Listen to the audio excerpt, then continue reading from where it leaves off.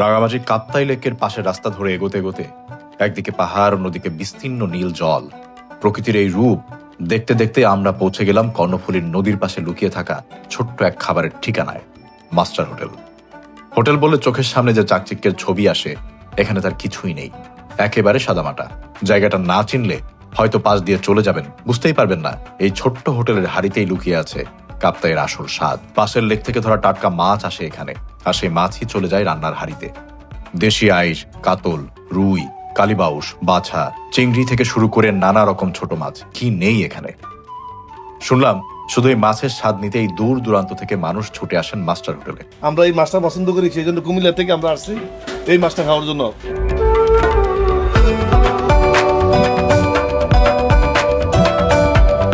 আর সত্যি বলতে কাপ্তাইয়ের পাহাড় আর লেক দেখে চোখের ক্ষুধা মিটে গেলে মাছে ভাতে বাঙালির পেটের ক্ষুধা মেটানোর জন্য এর চেয়ে মানানসই জায়গা আর কি হতে পারে। তাই আজকের গল্প শুধু কাপ্তাইয়ের সৌন্দর্যের নয়, আজ খুঁজে দেখব লেকের পাশের এই ছোট্ট লুকানো হোটেলের মাছের স্বাদ কি সত্যি এত দূর থেকে মানুষ ছুটে আসার মতো। চলুন কাপ্তাইয়ের সৌন্দর্য পেরিয়ে এবার ডুব দেওয়া যাক কাপ্তাইয়ের স্বাদে।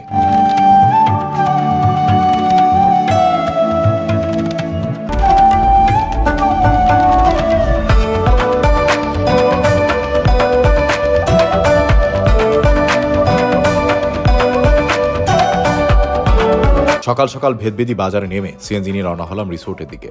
পথে যেতে যেতেই সকালের কাপ্তাই থেকে ছুটে আসা বাতাস মুগ্ধ করলো আমাকে। আমরা ছিলাম রেজাং হাইটস নামে রিসোর্টে। এ নিয়ে তেমন কিছু বলতে চাই না, কারণ তেমন কিছু বলার নেই। সুন্দর ভিউ বাদে কোনো কিছুই ভালো পাইনি এখানকার। শুক্রবার হওয়াতে ৮৬০০ টাকা দিয়ে যে রুমে আমরা ছিলাম, তার সাথে পরিষ্কার পরিচ্ছন্নতা, রুমের কোয়ালিটি কোনো কিছুই মানানসই নয়। ফ্রেশ হয়ে দেখলাম দুপুরের রোদ মাথার উপরে, পেটের ক্ষুধাও জোরে সোরে জানান দিচ্ছিল। স্বামী ভাই বললেন, চলেন প্রকৃতি দর্শন করতে করতে আপনাকে এমন এক জায়গায় নিয়ে যাই যেখানে গেলে আপনি খুশি হয়ে যাবেন। এই মুহূর্তে আমরা যাচ্ছি হচ্ছে কাপ্তাইয়ের রোডে। তো ভাই আমাকে কিন্তু কাপ্তাইতে নিয়ে আসছে, বলছে যে কাপ্তাইয়ের মাছ খাওয়াবো আপনাকে একটা জায়গায় নিয়ে। তো আমি সেই লোভে পড়ে চলে আসছিলাম। তো এখনো পর্যন্ত সকালে নাস্তা করিনি, কারণ আমি চাচ্ছিলাম যে ভালো মতো যাতে কাপ্তাইয়ের মাছটা আমরা প্রথমে টেস্ট করতে পারি। হোটেলের নাম হচ্ছে মাস্টার হোটেল। চলেন যাই, দুপুরে বিশাল জমজমার একটা খাওয়া হবে এই আশা নিয়ে যাচ্ছি। দেখা যাক মাছ কি পাই আর না পাই। কাপ্তাইয়ের এই নীল সবুজ জলরাশি দেখে প্রথমবার হয়তো বিশ্বাসই হবে না এটা পুরোপুরি প্রাকৃতিক কোনো লেক নয়। ৬০-এর দশকের শুরুতে কর্ণফুলী নদীর ওপর বাঁধ নির্মাণ করে জলবিদ্যুৎ প্রকল্প গড়ে তোলার সময় সৃষ্টি হয় বিশাল এই কাপ্তাই লেক। পাহাড়ের নিচু উপত্যকা পানিতে ডুবে গিয়ে ধীরে ধীরে তৈরি হয় বাংলাদেশের সবচেয়ে বড় কৃত্রিম হ্রদ। তবে এই সৌন্দর্যের পেছনে আছে এক বেদনাদায়ক ইতিহাসও। বাস্তুচ্যুত হয়েছিল বহু মানুষ, বিশেষ করে স্থানীয় পাহাড়ি জনগোষ্ঠীর মানুষ। আজ সেই ইতিহাস বুকে নিয়ে দাঁড়িয়ে আছে কাপ্তাই লেক। এসব ভাবতে ভাবতেই পৌঁছলাম মাস্টার হোটেলে। কোনোভাবেই মাস্টার হোটেল নামটা খুঁজে পাচ্ছিলাম না। বাইরে থেকে দেখে এটা বুঝতে কষ্ট হচ্ছিল যে এখানে এত পদের মাছ পাওয়া যায় আর এটা এত জনপ্রিয়। প্রথমে মনে হলো যে আপনাদের অ্যাড্রেসটা বলে দিই, বাট অ্যাড্রেসটা আমি কিভাবে বোঝাবো। এই নতুন বাজার কাপ্তাই থেকে একটু সামনের দিকে আসলে হাটের ডান পাশে খুবই ছোট্ট একটা দোকান, এবং এইখানে দোকানে যে সাইনবোর্ড সেখানে না বড় করে রবি 4.5G লেখা, ছোট্ট করে মাস্টার হোটেল। ভেতরে যাই। কি ভাই? পাঙ্গাসটা নাই, তবে বাকি সব মাছই আছে। সমস্যা নাই, একটা মাছ না থাকলে কি হয়, বাকি মাছ মানে আসছে না, আসবে আরো মাছ না। এই যে দেখেন, দেখি ভাই, এটাই কি আগে এখান থেকে ও করলা ভাজি, করলা ভাজি আর এটা চাপিলা ফ্রাই না, এটা আগের বার খেয়েছিলাম। আর এইদিকে আছে এটা কি ভাই? এটা হচ্ছে রুই, কষানো রুই। আরে রুইয়ের মাছগুলো কি আসলে কাপ্তাইয়ের? লেকের মাছ এই জন্যই তো কষে রান্না করে। দারুন। এটা ওই যে বরিশালের স্টাইলে ভাজাটা জানাই। এক্স্যাক্টলি। আর এটা কি? কাতাল মাছ। কাতল মাছ। এটা ওই একদম কষানো, কোনো ভাজাভাজির ব্যাপার নাই। এইটা ভাই এইখানে কালিবাউস মাছ। ভাই আমার তো ঘ্রাণে তো আরো একটা বাসা মাছ আসবে, একটু ওয়েট করতে হবে। আচ্ছা, এটা মুরগির মাংস আমরা পরে দেখি। ওটাতে কি আছে? ও ডাল। তাহলে আমাদের আসবে বাছা আর হচ্ছে আইর। এইটা হচ্ছে বাসা মাছ। সাইজটা ওই যে ভালো বড় সাইজ তো ভাই। না আজকে তো এটা একদম ভরপুর খাইতে হবে। না দোকান নাম তো মাস্টার হোটেল, ঠিকানা কি বললে সহজে চিনবে? এটা কোট বিল্ডিং আর কাপ্তাই এলাকায়। ওই ভিউ পয়েন্টটা বলে দিবেন, আই লাভ কাপ্তাই। হয় ইউনিয়ন পরিষদ, বাস স্টেশন, বাস টাস থাকে আরে। সো মোটামুটি হোটেলটা এমন জায়গায় যে যিনি হোটেলের মালিক উনিও ভালো করে এক্সপ্লেন করতে পারতেছেন এক্স্যাক্টলি কোন জায়গা। বাট এই বাজারটার নাম কি কাকা? কাপ্তাই নতুন বাজার। এই যে আমাদের কাকা তো সব চিনে। কাপ্তাই নতুন বাজারের থেকে একটু সামনে আসলে আই লাভ কাপ্তাই নামে একটা ভিউ পয়েন্ট আছে, একটা লেখা আছে, ওইটার থেকে একটু সামনে আসে হাতের ডান পাশে। তবে এই হোটেলের সামনে আসলে কিন্তু আপনি মোটামুটি মাস্টার হোটেল লেখা কিন্তু খুঁজে পাবেন না। লেখা দেখবেন রবি 4.5, যেটা লাল রঙের সাইনবোর্ড, তার নিচে খুবই সূক্ষ্ম করে ছোট্ট করে ওরা লিখে দিয়েছে মাস্টার হোটেল, ইউনিয়ন পরিষদের পাশে। এই তো মানে আমি বোঝানোর চেষ্টা করলাম যতদূর সম্ভব।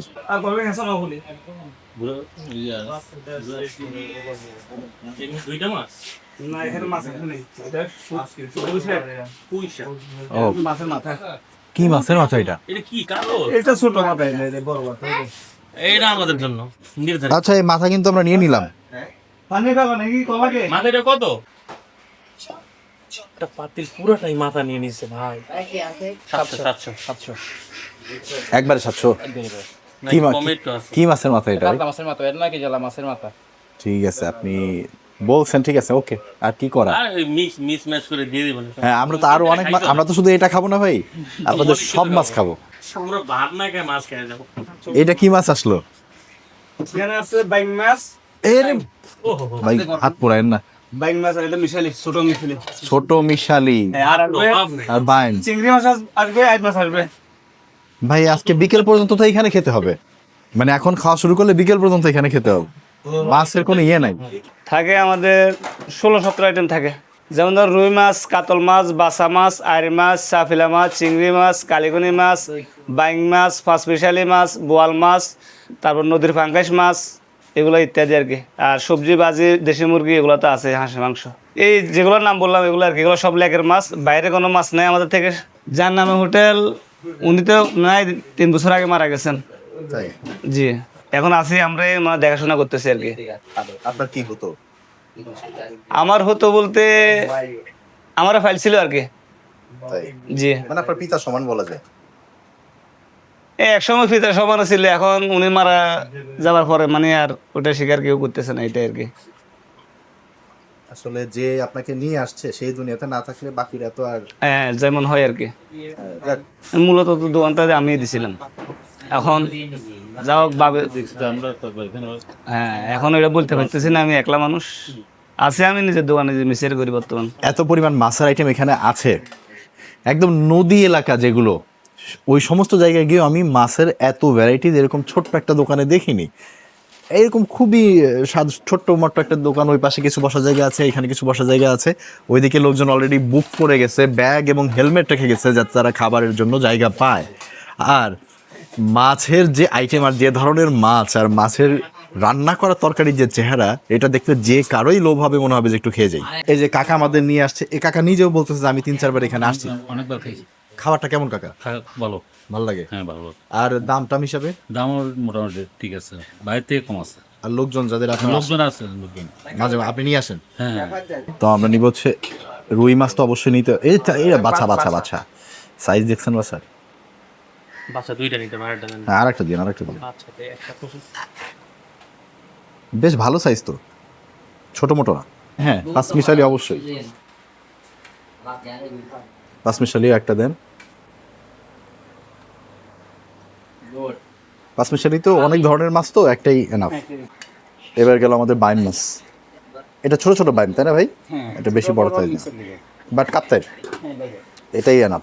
হচ্ছে আমাদের আজকে সবচেয়ে স্পেশাল যে জিনিসটা আমরা নিয়েছি, একদম বিশাল বড় এক মাথা কাতল মাছের। ওটা বললো 9 কেজি ওজনের কাতল ছিল এটা, সেটার মাথা হচ্ছে এটা। এই এক মাথা খাইতে আমাদের, আমরা 3 জনে পারবো না কাকা? পারবো? এই 3 জনে মাথা শেষ করা যাবে না। ঢালেন ঢালেন, মাশাল্লাহ। একদম ভুনা করা, কি বিশাল মাথা। এই মাথা আমি জানি শেষ করা কষ্ট হবে, বাট দেখে যে শান্তি লাগছে, এটা না নিলে মানে নিজের মনের কাছে মনে হতো, উসখুস করতো যে কেন নিলাম না। তো আমাদের কিন্তু টেবিলে চলে আসছে সব মাছ, শুধু একটা মাছ আইড় মাছ আসলে ওটাও আমরা নিব, তাই না ভাই? ওটার কতক্ষণ লাগতে পারে ভাইজান? 10 মিনিটে চলে আসবে, তো ওটাও আমরা নিব। বাট এই যে বারবার নজর চলে যাচ্ছে আজকে এখানে ভাই, এই জিনিসটা অনেক বছর পরে এত বড় মাছের মাথা আমি দেখলাম। বাঙালির কাছে মাছ শুধু খাবার নয়, মাছের সঙ্গে আমাদের একটা অদ্ভুত আবেগ জড়িয়ে আছে। আর সেই মাছ যদি হয় নদী, খাওর কিংবা লেকের, তাহলে আগ্রহটা যেন আরো কয়েক গুণ বেড়ে যায়। বাজারে গিয়ে আমরা শুধু জিজ্ঞেস করি না মাছটা কি, সঙ্গে আরেকটা প্রশ্ন থাকেই, মাছটা কি নদী বা হাওরের? ভাই এত মাছ রেখে আপনারা মুরগি দিয়ে খেয়ে ফেললেন? না আমরা মিল তো আমাদের এই কারণে। ও আপনারা মানে মাসিকভাবে খান এখানে? এই মিলের সিস্টেমও আছে? হ্যাঁ আছে। আপনারা কি করেন এদিকে? আমরা বাংলাদেশ স্টুডেন্ট পলিটেকনিক ইংলিশ। ও যাক, আপনাদের কি মাছ টাছ খাওয়ায় না? হ্যাঁ দেয়, আজকে মানে মিলে যেটা থাকে আর কি। একদিন এক একটা। হ্যাঁ একদিন মানে একদিন এক মাছ এরকম। আপনাদের খাওয়া দেখে মনে পড়লো, হ্যাঁ এই ডাল মুরগি আমাদের ছাত্র জীবনেও এরকমই সিস্টেম ছিল। আমরা মেসে খাইতাম, আচ্ছা আপনারা হোটেলে ম্যানেজ করে নিছেন, তাও ভালো মজা। আপনারা তো মজার খাবার খাচ্ছেন, আমরা খেতাম যে খাবারে কোনো স্বাদ থাকতো না। ভাইয়া জি ওই যে এখানে দুজন স্টুডেন্ট খাচ্ছে না, ওরা তো আপনাদের রেগুলার খায় না? জি আমার পক্ষ থেকে ওদেরকে 2টা মাছ দেন, ঠিক আছে? আজকে তোদের মুরগি দিয়ে খাওয়াবো না, জি আমার পক্ষ থেকে ওদেরকে ওই যে আপনার যে মাছটা আপনার কাছে মনে হয় ভালো স্বাদ হবে ওইটাই দেন, 2 পিস ওনাদের দুজনকে দিয়ে দেন, ঠিক আছে? সবাই বলে যে ফেসবুক টাকা দেয় না, ফেসবুক আপনাদেরকে টাকা দেয় না কারণ কি জানেন? কারণ আপনারা এই যে এরকম করতে পারেন না। দেখেন একটা ছবি, একটা রিলসের জন্য তার পরিশ্রমটা দেখেন। বলে দিও ভাই ইনকাম পাস করে দিই আজকে। না থাক, এটা দেখে আপনার কোনোভাবেই কোনো রেস্টুরেন্ট মনে হবে না। এই হচ্ছে পাশের ছোট্ট রেস্টুরেন্ট, এই ভেতরে বাড়িতে ওনাদের রান্না হয়, এইখানে যে হাত ধোয়ার জায়গাটাও আছে। এত এত মাছের মানে মাছের দোকান সাজানো হয়েছে আমার সামনে, আর এগুলো আমি ঠান্ডা হওয়ার আগে খাবারটা শুরু করতে চাচ্ছি। আমাদের আয়ের মাছটা ওনারা বললো যে এখনও চুলায় আছে, ওটা একটু সময় লাগবে, তো আমি চাচ্ছি না এইগুলো ঠান্ডা হয়ে যাক, গরম গরম এটা খেতে থাকি। আয়ের মাছ যখন আসবে তখন নিয়ে খাওয়া যাবে। কাকা বসেন বসেন, ঠান্ডা হয়ে যাবে। ভাই প্লেট দেন আমাকে। কোন মাছ দিয়ে শুরু করবো আমি তো কনফিউজ হয়ে যাচ্ছি। মাছ এতগুলা, পাঁচমিশালি দিয়ে শুরু করা যায় ছোট মাছ থেকে। বসেন কাকা, যা বসলেই হয়েছে। তুমি কি নেওয়া যায় বলেন তো? আমার তো আসলে আমি ভাবছি যে বাইম অথবা পাঁচমিশালি নিয়ে শুরু করি। দেন না, এই জিনিসটা আগে ধরা যাবে না, এই পেটি আগে ধরা যাবে না, আগে একটু পাঁচমিশালি খাই। চলেন একটু পাঁচমিশালি নিয়ে নিই। এই পাঁচমিশালির ভিতর কি ছোট আইরের মাথা পাইলাম নাকি? তাই তো মনে হচ্ছে ভাই।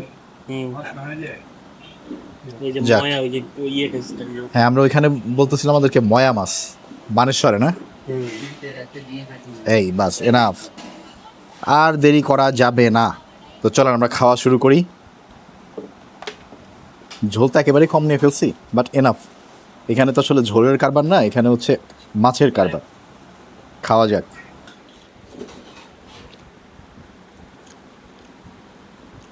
আসলে এখানে ঝোলের কোনো কারবার নাই, মাছ যে মুখে দিবেন মাছের যে স্বাদ ওইটাই, এছাড়া এখানে আর অন্য কোনো স্বাদ পাবেও না। আপনার যেটা পছন্দ করে নেন। ভাইয়া ভাইয়া একটা চিংড়ি দেন কাকারে। চলেন আমরা আগে একটু মাছের পেটিগুলো খাওয়ার আগে কয়েক পিস বাইম মাছ খেয়ে দেখি। বাইম এখানে বেশ ছোট ছোট পিস করা, আমি 2-3 পিস নিলাম। টমেটো দেয়া আছে বাইম মাছের ভেতরে। চলেন খাওয়া যাক। বাইম মাছটা টমেটো দিয়ে হালকা ঝোল করা, ঘন ঝোল না, এটা বেশ হালকা ঝোল। দেখা যাক এটা খেতে কেমন।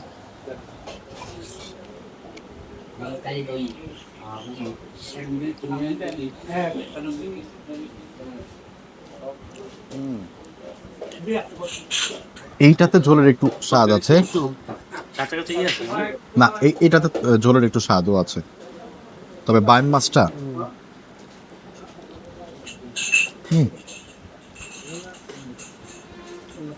ছোট বাম হওয়া সত্ত্বেও এটা খুব মজা। চলেন দেখেন এইরকম তেল তেলে পেটি। এটা কি কাতলের পেটি ছিল না? কাতল মাছের পেটি এটা। জাস্ট খালি এই জায়গাটা দেখেন, এই যে দেখেন তেলটার অবস্থা দেখছেন। পাঙ্গাসটা আজকে নাই, কিন্তু পাঙ্গাসের সেই অভাবটা পূরণ করে দিছে কাতল মাছের এই রকম তেল তেলা পেটি। সাইডে রাখি, আগে ভাত মাখায় নি।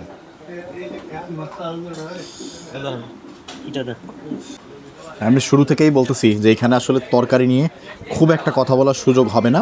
তরকারি হয়তো ওকে ওকেই হবে ঠিকঠাক, বাট যখন মাছ মুখে দিবেন তখন বুঝবেন। খাওয়া যাক।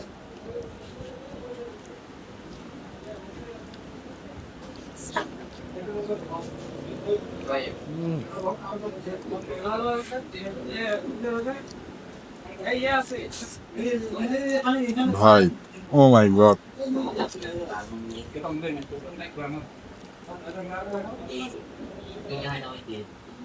আমি আমার লাইফে যত কাতল মাছ খেয়েছি স্বাদের দিক থেকে এটা টপ 1-2% দিকে থাকবে। আর তেলটা আপনি একটু দেখাই, এটা তেল ছাড়া মাছ। এই দেখেন, এটা কিন্তু তেল ছাড়া অংশ, তারপরেও কত তেল তেলে। দুর্দান্ত এক কাতল মাছ খেলাম, মনে থাকবে। ওয়াও, আমার মনে হচ্ছে মাছের মাথায় যাওয়ার আগে আমাদের আরেকটা জিনিস আছে, কাপ্তায়ের বাছা। এই যে এই মাছটা কিন্তু মিস করা যাবে না। চলেন কাপ্তায়ের বাছাটা নিয়ে যান। সাইজটা ভাই, কাপ্তায়ের বাছা মানে বাসা মাছের এত বড় সাইজ, আর এই বাছার যে স্বাদ এটা না খেলে বোঝা যাবে না। পাঙ্গাস যারা পছন্দ করেন তাদের কাছে এই দেখেন, এই দেখেন, এটা কিন্তু গাদার দিকের মাছ ভাঙলাম, তারপরে কি পরিমাণ তেল তেলে মনে হচ্ছে, দেখতে পাচ্ছেন? আপনার মনে হবে যে খুব তেল তেলে দারুণ এক জিনিস আপনি খাচ্ছেন। যারা পাঙ্গাস পছন্দ করেন, বল পছন্দ করেন, তারা 100% বাসা মাছটা পছন্দ করবেন। বাসা দিয়ে মাখায় নিলাম। আমি নর্মালি ঝোল আলাদা মাখাই, বাট মাছটা ভাঙার কারণে মাখায় নিলাম। চলেন খাওয়া যাক।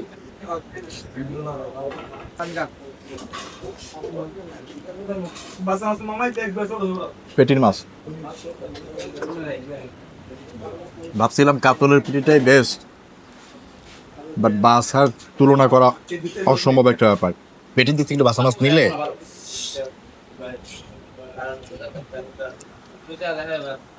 ভাই আউটস্ট্যান্ডিং।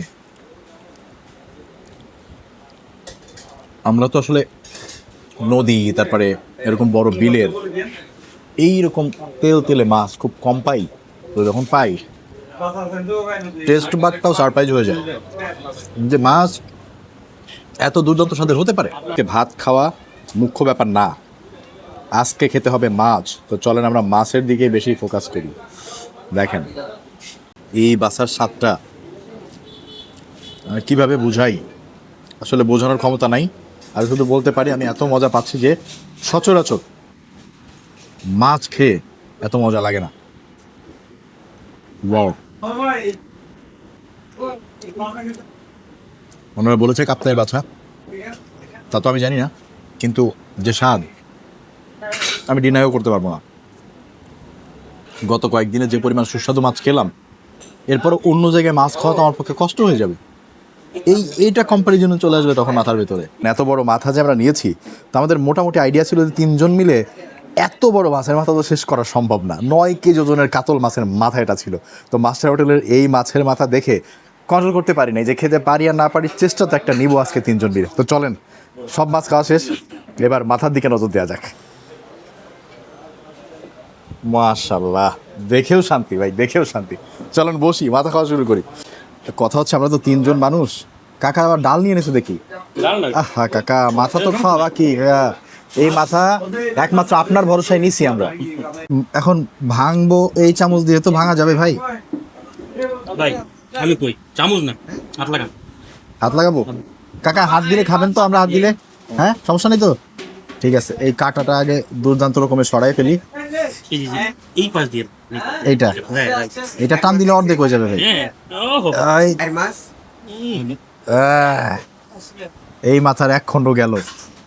আমি এই জায়গা থেকে একটু নিতে চাই, এই জায়গার মাংসটা আমার পছন্দ। এই যে মাংসটা, এটা একটু নিলাম। আর এদিক থেকে এই যে ভাই, এই যে দেখেন, পেটির থেকে সামান্য অংশ ভেঙে নিব, দেখছেন? হ্যাঁ, তো এটা একটু নিলাম, বাস আমার জন্য এনাফ। সামান্য একটু ঝোল নিব এখান থেকে, এই যে সামান্য একটু ঝোল নিয়ে নিলাম।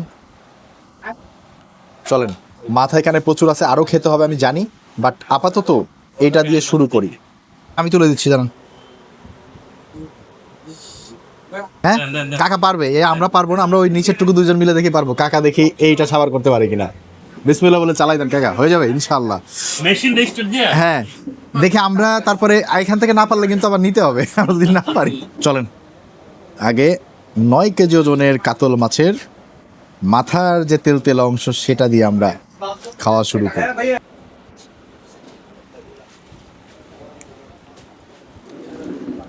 তবে আমার কাছে না মাছের থেকেও মাথার অন্যান্য যে অংশ থাকে না, যেমন জেলি টাইপের, এগুলো বেশি মজা লাগে।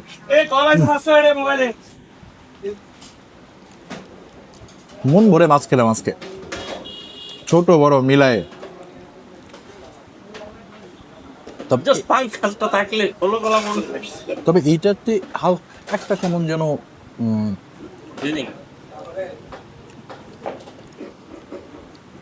এইটা মনে হচ্ছে ফ্রেশ না। এই যে যখন ওই জেলি টাইপের অংশ খেলাম তখন বেশ মজা লেগেছে, কিন্তু যখন এই পেটি মানে তেল তেল অংশ থেকে মাথার দিকে দেখে তখন মনে হচ্ছে যে এটা একটু কেমন যেন ওইটা যেমন ওই পেটি যেমন ফ্রেশ ছিল ওইটা না, এটা হালকা একটু কেমন, আপনি খেলে বুঝতে পারবেন। মানে কাঁচা কাঁচা দিন না এই জন্য আই ডোন্ট নো, বাট কেমন যেন মনে হচ্ছে অনেক দিন ফ্রিজ থাকলে যেমন থাকে না ওই টাইপের একটা ঘা আসছে, জানা না কাকা? মাছটা একটু কম ফ্রেশ মনে হচ্ছে না? আমার কাছেও মনে হচ্ছে। ওই পেটির মাছটা যেরকম ছিল এটা অতটা ফ্রেশ না। তবে আমার কাছে এই মাথার অংশ থেকে নর্মাল যে পেটি ওটা বেশি মজা লাগছে। এখানে যে কয় রকমের মাছ, শুধু মাছ যদি কেউ এক পিস করে খেতে যায় তার পক্ষে খাওয়া সম্ভব না, কুলাতে পারবেন। এই মাছের ডিমটা একটু আগে আসছে, তো আমি দেখে ভাবলাম যে একটু না নিলে কেমন হয়। চলেন একটু হালকা মাছের ডিম নিই। আর জিজ্ঞেস করেন না আমাকে যে কোন মাছের ডিম, কারণ ওনারাও বলতে পারেন, ওনারা বলছে সব মাছ মিক্স করা মাছের ডিম। চলেন। ও ভাই, মাছের ডিমটা অনেক মজা। দেখেন এতক্ষণ মাছের অন্যান্য যে আইটেমগুলো খেলাম ওগুলা মাছ দুর্দান্ত স্বাদের ছিল, তরকারি নিয়ে অত কথা বলা হয়নি, কিন্তু এইটা ওভারঅল যে মাছের ডিমটা বেশি করে পেঁয়াজ দিয়ে খুবই টেস্টি একটা রান্না।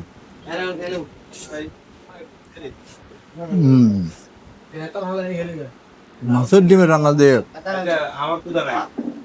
আপনি একদম ভরপুর খাবার খেতে পারবেন, 2-1 প্লেট ভাত মেরে দিতে পারবেন। মাছের ডিমটা আসলেই সেই লেভেলে মজা হয়েছে রান্না করা। ভাই ডিমটা একটু খাই, বেশ মজা। দেখে তো মনে হচ্ছিল নিবো কি নিব না খাওয়া শেষের দিকে, কিন্তু নিয়ে খুব ভালো কাজ করেছি, কারণ এই ডিম আসলেই দুর্দান্ত। ও আজকে আয়টা হচ্ছে মোটামুটি সাইজের, আর এই হচ্ছে আয়ের মাছ। এটা কত করে পিস বেচবেন আজকে? এগুলো 150 টাকা। একটু ছোট দেখে, বড় হলে আর একটু দাম বেশি হবে, 170 টাকা হবে। কিনাটাই বেশি মূলত। কারণ এগুলো ওই লেকের দেখে দাম একটু বেশি কেনা। জি, লাভ সীমিত, আমাদের কাঁচা কিনা বেশি। ঠিক আছে, তা আমরা কি নিব নাকি একটা সাইজ? আর আজকে আমাদের একদম শেষ আইটেম হচ্ছে এই যে আয়ের মাছ ভুনা। এটা একটু আগে আসছে, ছোট একটা আয়ের, একটু ঝোল নিব, আর এটা আমরা 2 ভাই মিলে খাবো। আমি এই পাশ থেকে একটু নিই। না না না না, এখান থেকে ভাঙা চোরার কাজ শেষ হয়ে গেছে, ঝোলও নিয়ে নিছে একটু। চলেন মা খায়ে। আয়ের মাছের সবচেয়ে ভালো জিনিস আমার যেটা মনে হয় তুলার মতো একদম। আয়ের মাছটা মুখে দাও।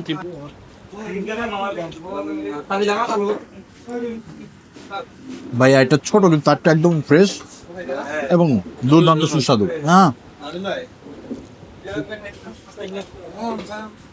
মাথার থেকে 8টা 1000 গুণ ভালো, একদম ফ্রেশ। এটা আপনি মুখে দিয়ে সাথে ফ্রেশনেসটা বুঝতে পারবেন।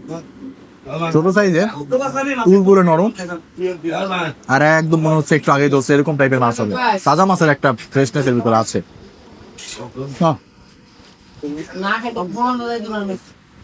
শেষ পাতে আর মাছটা নিয়ে ভুল করি নেই। দূর থেকে তাকালে কখনো মনে হয় থাইল্যান্ডের কোনো পাহাড়ি লেক, কখনো ভিয়েতনাম কিংবা দক্ষিণ পূর্ব এশিয়ার কোনো পর্যটন শহর। চারিদিকে সবুজ পাহাড়, মাঝখানে নীল জল, সেই জলের বুক চিরে ছুটে চলা ছোট ছোট নৌকা। কোথাও আবার পাহাড়ের গায়ে মেঘ আটকে আছে, স্বচ্ছই পানিতে বেড়ে ওঠে সুস্বাদু মাছ। সে মাছ ধরার দৃশ্যই মন ব্যাকুল করে দেয় নিজের অজান্তেই। প্রকৃতি আর মানুষের তৈরি এই জলরাশি মিলেমিশে এমন এক দৃশ্য তৈরি করেছে যা ক্যামেরায় যতটা সুন্দর, নিজের চোখে তার চেয়েও বেশি সুন্দর। এইবারে ঘুরতে আসছিলেন ভাই? আপনারা কোথেকে আসছেন? কুমিল্লা থেকে আসছেন? মাশাআল্লাহ, অনেক ভালো লাগছে। তারা একদম পুকুর থেকে মাছ নিয়ে আইছে, আমরা সামনে বাজিয়া তারপর আমরা পাক করে খাওয়াইছি। এরা তো বললো কাপ্তাই থেকে। না না, ওরা নিয়ে আইছে, এনে মাছ লাফাইছে, তো মাছ লাফাইছে, তারা আমরা ভাজিয়া তারপরে কসকস করে দিয়ে দিছি। আমি তো ভাবছি ভাই বলবে আমি হাত দিয়ে ধরে দিছি তারপরে ভাবছে। আমরা এই মাছটার ফ্লেভারটা খুবই ভালো, আমরা এই মাছটা পছন্দ করি, সেই জন্য কুমিল্লা থেকে আমরা আসছি এই মাছটা খাওয়ার জন্য। আমরা যখন আসি আমরা তাদেরকে আগে ফোন করে জানাই দিই যে আমরা আসবো 10-12 জন, আমরা আমাদের জন্য এই মেনুগুলো মাছগুলো রাখবেন, আমরা খাবো। বিশেষ করে আই মাছ, আবার ছোট ছোট চিংড়ি মাছও আছে, এগুলা গুড়া জাতীয় যত মাছ আছে প্রত্যেকটি মাছ আমরা পছন্দ করি এবং খাওয়ার জন্য আসছি। আমরা এত আশা করলাম যে কাকা হয়তো পারবে, এবং কাকার প্রথম দিকে খাওয়া দেখে মনে হচ্ছিল হয়তো পারবে, কিন্তু কাকা আমার ভালো হয়েছে, কাকা আমার মাছের মাথা নিয়ে হয়রান হয়ে গেছে, আর পারলো না। কাকা এই মাথা তাহলে কি করবো আমরা এখন? আর হচ্ছে না।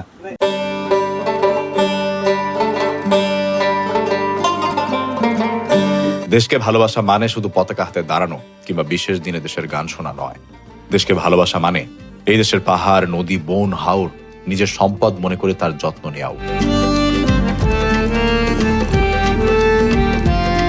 আমরা অনেক সময় বিদেশের কোনো সুন্দর পর্যটন কেন্দ্র দেখে আফসোস করি, আমাদের দেশে যদি এমন হতো। অথচ কাপ্তাইয়ের মতো জায়গায় দাঁড়ালে মনে হয় প্রকৃতি আমাদের কম কিছু দেয়নি। ঘাটতি হয়তো সৌন্দর্যে নয়, ঘাটতি সেই সৌন্দর্যকে সংরক্ষণ, ব্যবস্থাপনা আর পৃথিবীর সামনে তুলে ধরায়।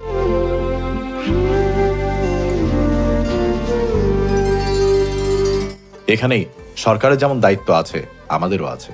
সরকারের দায়িত্ব নিরাপদ যোগাযোগ ব্যবস্থা, পরিচ্ছন্ন পাবলিক টয়লেট, পর্যাপ্ত বর্জ্য ব্যবস্থাপনা, নিরাপদ নৌযান, প্রশিক্ষিত ট্যুরিস্ট সেবা এবং পরিকল্পিত পর্যটন অবকাঠামো গড়ে তোলা। তবে উন্নয়ন যেন প্রকৃতিকে ধ্বংস করে না ফেলে এবং স্থানীয় মানুষের জীবন, সংস্কৃতি ও অধিকারকে সম্মান করে, সেটাও সমান গুরুত্বপূর্ণ। কিন্তু সব দায়িত্ব সরকারের এমন ভাবলে ভুল হবে।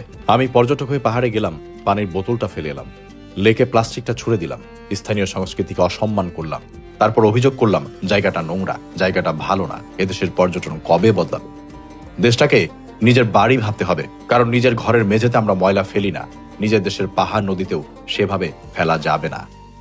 আর দেশীয় পর্যটনের একটা অর্থনৈতিক দিকও আছে।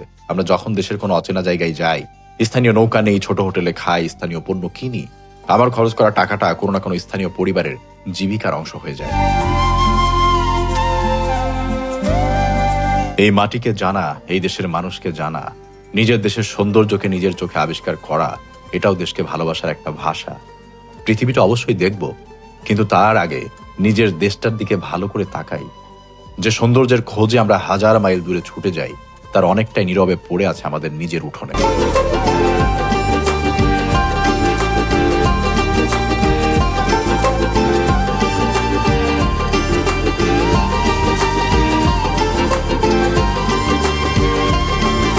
বিশ্বকবি রবীন্দ্রনাথ ঠাকুরের সেই একটি শিশির বিন্দু কবিতাটা মনে পড়ে। বহুদিন ধরে বহু কোষ দূরে, বহু ব্যয় করি বহু দেশ ঘুরে, দেখিতে গিয়াছি পর্বতমালা, দেখিতে গিয়াছি সিন্ধু, দেখা হয় নাই চক্ষু মেলিয়া, ঘর হইতে শুধু দুই পা ফেলিয়া, একটি ধানের শীষের ওপর একটি শিশির বিন্দু।